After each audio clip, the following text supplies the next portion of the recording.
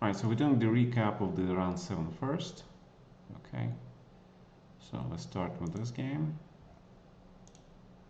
So this is Corona versus Aronian. And Aronian has prepared French defense for this event. And he plays this super sharp line, but it's also known to be pretty drawish. 28 first line, and apparently black is okay. Yeah, it's been heavily analyzed, a lot of ways for white to play this position. Queen f2. Taking queen c8 first choice. Bishop a4, black recaptures the exchange. He's slightly worse, but how to use this? f5. Yeah, but if you play f5, I think, but okay, black is completely okay anyway. So just capturing castles. You can even take on f5 and play castles maybe. c3. Now because there is a huge threat of rook a1, creating pressure, playing d4, b5, rook a5. Hitting this guy, black needs to play this. And after this it's just immediate draw. Because bishop f6 is coming. Whether white takes here or black takes and play bishop f6 himself first. So just dead draw. Really good preparation by Aronian. Never in danger. We saw this fantastic game yesterday, but we didn't see it until the end, so let's see. English opening. a5. Knight e1. Apparently it's second best line. Judging by the time spent here, I would say that both players know what's going on here. Apparently it's kind of a theory. Bishop a3. Small advantage white. And now knight d3 is logical, but bishop c5 apparently is stronger. Why is it stronger? I have no idea, so let's find out. If knight d7, you have this move. You have this move and that, then you have d4, and white managed to get d4 in. If white managed to get d4 in, he is clearly okay. The big question is why don't you play it here? And the response is because you don't have time for knight d5, because there is threat of knight a3 here, the fork. And once you eliminate it, black has just in time to play c6, fix this weakness, take away the square, and this knight is very difficult to win. Probably impossible. Queen e2, yeah, but okay. So that's why I need knight d5 first. So that's why black takes on c5. You don't take on a7 because you need to hit this pawn, and it's unlikely how you can protect it. Yeah. King h8, bishop f8, queen c3. Wow, not even queen c7. Yeah. This looks logical, but it's incorrect, and black is better. Wow. Queen c3 with the idea of knight c7. Obviously black gives up this bishop, white is better, yeah, because light squares are really weak here. Hey, hi Andromeda, hey Montserrat, what's up guys? So you kind of need this bishop then. So instead white plays this, bishop h3. It's not a bad idea to trade the defender. f4 is logical. f7, take, and here was the critical part. Yeah, white played this move, but apparently f5 was necessary to close this way out for the queen back. e4 runs into knight c5 probably. No, knight f4, because you cannot take this, yeah. And then you just put the horse here. So this makes more sense to me, but there is no threat. There is no e4.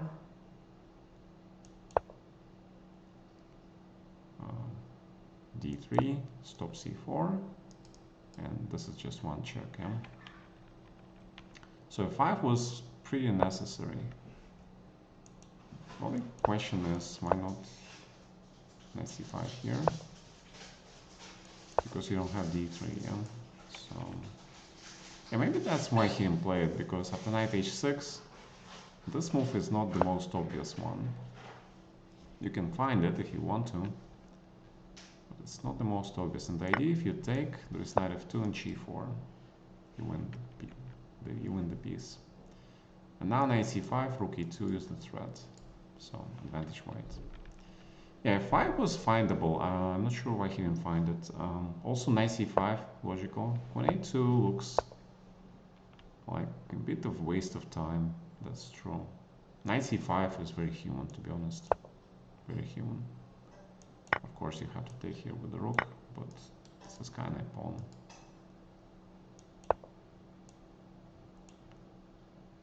Then knight 5 e4, not so easy. Queen 5. Take on b7. Use this as threat if rook a7. You have rook e4. Wow, this is a sequence that is not easy. Not an easy sequence. And now black turn to sack. And this rook is lost. Wow. This rook is lost. And it's equal. Yeah, this is an absolutely incredible line. Absolutely incredible. Damn. Alright, so queen here, here. 94, and now black centralizes. Small mistake, not used. Queen e5, okay.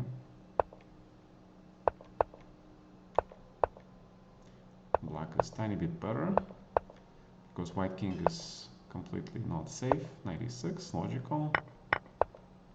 And trades, yeah. Rook e7. Rook e7 looks actually logical. Trading one pair of rooks prevents white from doubling here. Looks kind of scary. So, safety above all. Now black is a little bit better, but it's not easy to use this slight advantage in pawn structure because very limited material. And white protects absolutely everything. So, I don't see how black can win this. Very strong idea. If you take, there is perpetual. So black decides just to go for a draw here.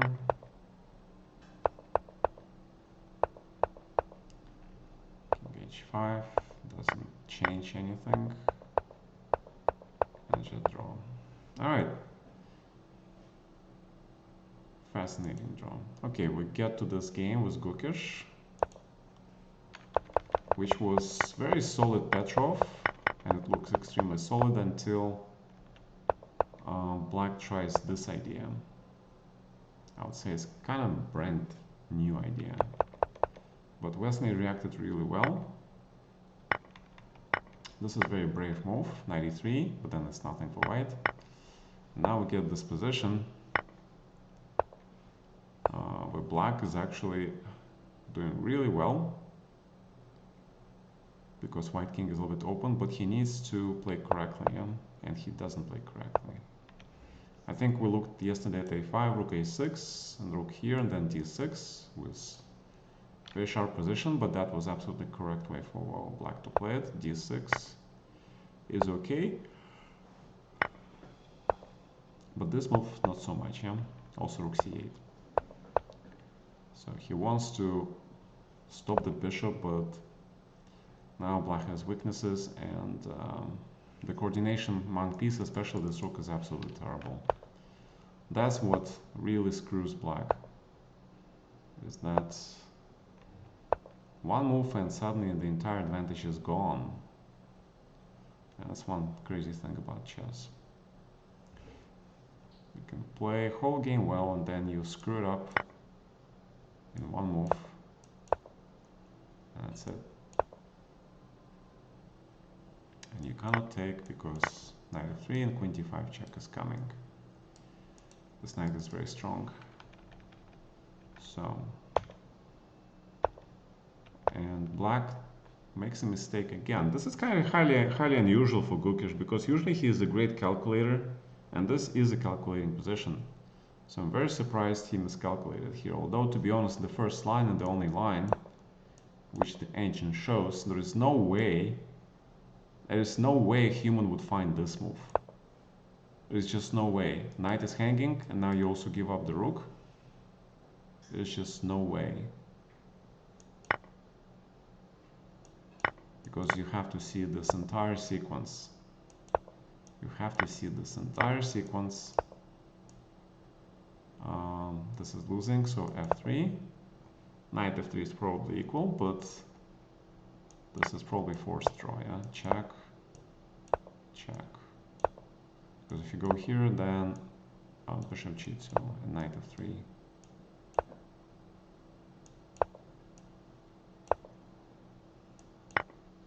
And white is losing the queen. Yeah, I mean, this is extremely difficult sequence, especially the bishop g4. This idea is very hard to see. I would say it's almost impossible. And just this, and 97. And the pawn is protected. So black is pawn down, but queen and knight, kind of not that great. King, a little bit better for white. Okay, what did he do? He played this. The same idea, yeah? The same idea is that he wants white to take on e7, knight takes, and then pretty much same position. But the problem is white takes here. Now knight h4 runs into queen e4, queen h5. And there's this f3 move, yeah? The idea of bishop e1, bishop g3, covering the king. So he plays rook t8.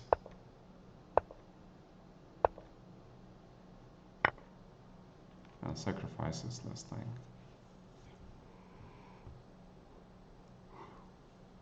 Yeah. After that, obviously it's extra queen, yeah? Yeah, there's no compensation. White king is very safe. Especially after king f2. Material advantage is too great. And black resigns. Yeah, uncharacteristic game of Gukish, to be honest. Kind of martialish. Yeah, that's true. But very uncharacteristic. He must be in a bad form because normally Gukish would find all these ideas. He's a great calculator, but not yesterday. Yeah. All right, Duda beat Abdusatorov. We saw the start of this game. 4 knights. Kind of unusual that white played bishop b5. That means he doesn't exactly want to play for a draw. If you want to draw, you play d4. And black also doesn't play for bishop b4. And he plays on this bishop d6 is pretty rare. But this becomes transposition to the Italian and Spanish. Bishop e6 is pretty popular. Rook takes. Now black is completely equal. 97. Take, d4, take, and black goes for d5, white stops d5, this we saw g5, and knight g6, I don't know, to me personally, rook g6 makes more sense, because you kind of want to play g4, knight g4, and go for an attack. Also you can play rook f8, go f5, also you can play h5. After rook g6, I think black is just not worse at all. c5, okay, but there is no threats. Big question is why there is no threat, because of the check. But if you don't play c5, how do you play for an advantage? Yeah, I mean, I can only think of this move, the idea of take and then c5, then rook e8, yeah. Take, c5, and black can just take this and play at c4, yeah. This knight is super strong. So, yeah, so knight g6 is kind of weird. You're taking your best piece away from the best square. I don't understand, to be honest. But okay, bishop d4, Okay, he put the knight on f4, but again, where the knight stands better, here or here, I would say on e5 it stood better, to be honest. Although black is still okay. Black is still okay. Black is actually a little bit better. Queen g6, equal. The knight's going to f6. Black has temporarily extra pawn. So what went wrong? Big question. This went wrong, yeah? And now, yeah, there was this tactics, which Abdusattorov completely missed, which is kind of another weird game of the day, because normally he is a calculating player, but he missed this move. The threat is f3. If rook moves, take the queen and take the rook. But if you play d5, then take, and take the knight. And now active queen, weaknesses. This is very weak pawn. You must play this, queen d4, double attack, and white wins the pawn. Yeah, this was really bad idea. Leaving your king open like that is a recipe for disaster. Yeah.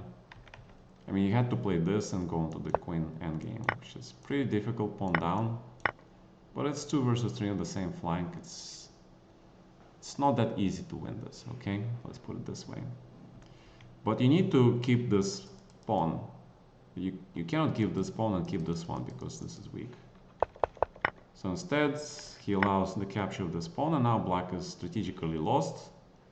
Not only this weak, but also white has a passer, and also black has an open king, yeah? So just completely lost for black.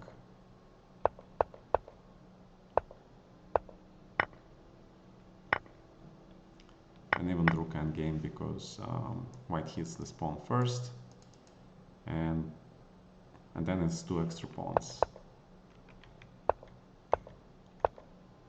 Check, rook b6.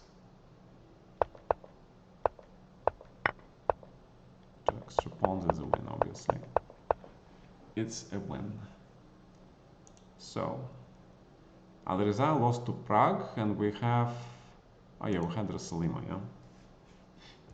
Alright, any questions in the chat? Not yet. Yeah. Alright, so that was Rosalimo that was prepared. Both are well-known exponents of playing this line for both colors. Let's see. Yeah, now black is fine. Knight a6, b5. Yeah, we saw this, yeah. And we saw this. And after c5, black is better. Bishop b7. Apparently bishop b6 is better. And this is... The reason this is worse is because white has tempo to trade his weakness and sort of try to trade down onto a position which he can hold. After bishop e6, this would not be the case because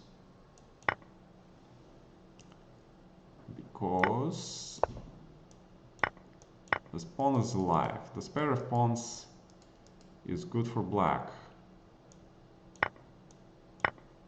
c1, c4. The reason it's good for black is because the rook will get to c5, kick this knight, and hit this pawn. And then the combination of pair of bishops, pass pawn, and rook gives black serious advantage. Okay, so bishop b7, a5, and now the trades. Okay, with this one first, and now the trade. Rook a7, Alizar plays first line. And he makes this kind of crazy, and he needs to take with a knight. Take. The only thing is you cannot take on f7. Yeah, you cannot take on f7 because check, and mate. Yeah. So white needs to find this move, and he has some decent chances to survive this because of the spin. The spin and frontal attack and knight blocking the pawn. So what went wrong? He went this way, and black also went wrong. Black also went wrong, and white goes wrong again. Why is it wrong? Yeah, it's a good question. Let's see. Why is this correct? Because he has 91. Because he has 91, rook d8 runs into rook d7, queen moves, you grab the pawn. So you try to avoid the spin, opens the king. White is ready to block the pawn, and now a combination of this queen and rook here keeps black bishop pinned and problematic. Yeah, it's very difficult for black to improve his position. Like rook goes here, and rook f7, hoping to get rid of the spin. This pawn is not going anywhere. Yeah, white can even play this probably. And take here, and it's equal. Yeah? So instead he went queen a4, probably the same idea. But he went here. Okay, the same. Yeah, rook d8, e6. Yeah, the problem is that black rook went now to d8 and can infiltrate together with the queen, taking care of this location. This rook is now extremely active. This is constant threat. So yeah, if you play this, then you kind of agree that you lost. But the threat is take on d4 and c2, and queen passes, but the knight cannot move because of this mate. So that's why white is losing. Yeah, if his pawn was on g3, for example, yeah, then I mean it's still kind of bad because of this tactics, yeah, the mate tactics. So he tries this 96, but it's not enough, and white resigns. Yeah. All right, outcalculated by Prague. Outcalculated. Yeah. How hard is to see f7 is not hanging? Would always take it. Yeah. That was kind of very tactical round. Yeah, yesterday. All right, guys. So that was the recap of the last round. Let me quickly make a separate segment. So I'll log off and log in like in a few seconds, and I'll be back. Okay.